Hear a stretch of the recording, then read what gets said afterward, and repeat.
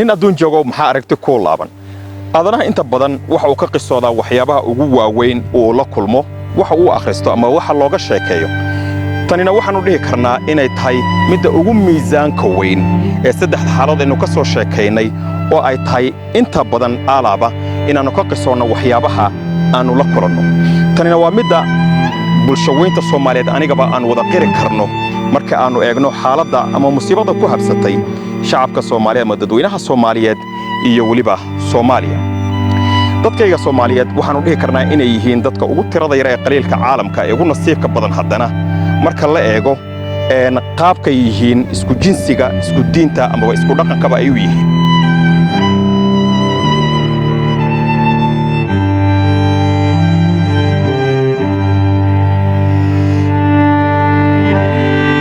haddaba waxaa isweydiin mudan maxay tahay musiibada ku habsatay dadka adduunka ugu kartida badan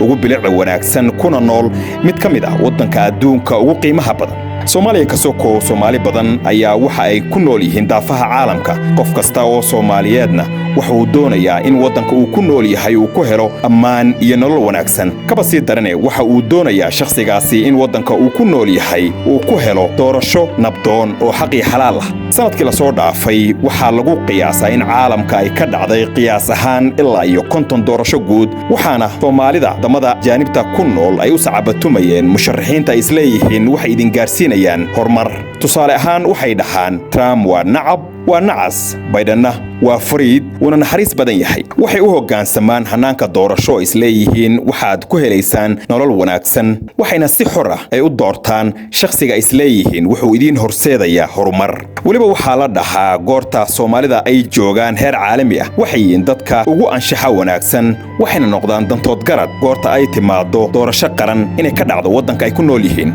haddaba waa sidee xaalka Soomaaliya maxayse tahay caqabadda ugu weyn ee hortaagan in siyaasiyiinta Soomaaliyeed wax ay ku heshiiyaan waxa jirta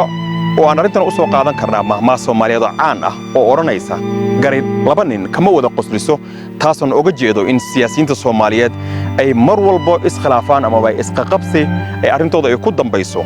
haddana kala sii daranse waxa dhacda bilcagsigeeda in ay geedka wada hadalka ay wada tagaan ama miiska wada hadalku ay fadhiistaan ugu dambaynse waxay ku dhamaataa inay haba yaraatee waxba ayna ku heshiin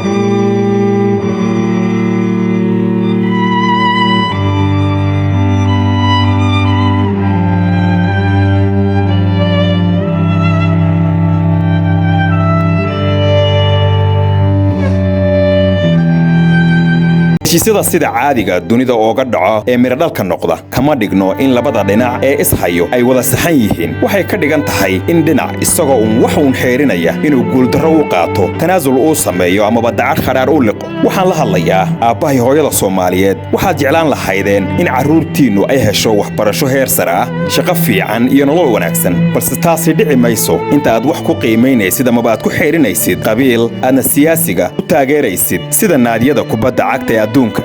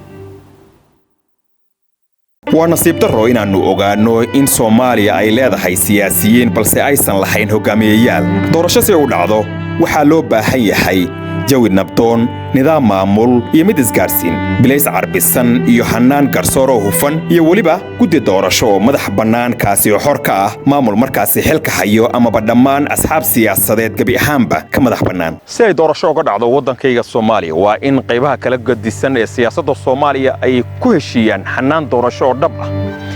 kaasi oo si alla ku og yahay ay u fuliyaan ayna ku dhaqmaan qodobada ay ku heshiiyaan. Haddii ay taasi dhici weydo waxaan ka codsanayaa shacabka Soomaaliyeed ee qaaliga ah in ay noqdaan waraabihii ama badwaagii daalay, taasi oo ay ka dhigan tahay in dirirtoodu loo tago. Dhalinyaroy, siiya siyaasiga fursad uu idinku hogaamiyo balse ha u saamixina xaalad uu idinku gumaysto. siyaasiyiinta dhankooda waxa aan leeyahay waxaad ogaataan magaca xun ee aad maanta wadataan ama aad qaadateen oo doorbideen in siyaasiga mustaqbalka Soomaaliya ay yeelanayso uusan wadanayn taariikhdana ay xusi doonto. taasi waxaan uga gol leeyahay waxaad dooratay waddo khaldan oo shacabka Soomaaliyeed aad ku kala qaybinaysid, waxaase ku dhaami lahayd inaad qaadid tubta suuban.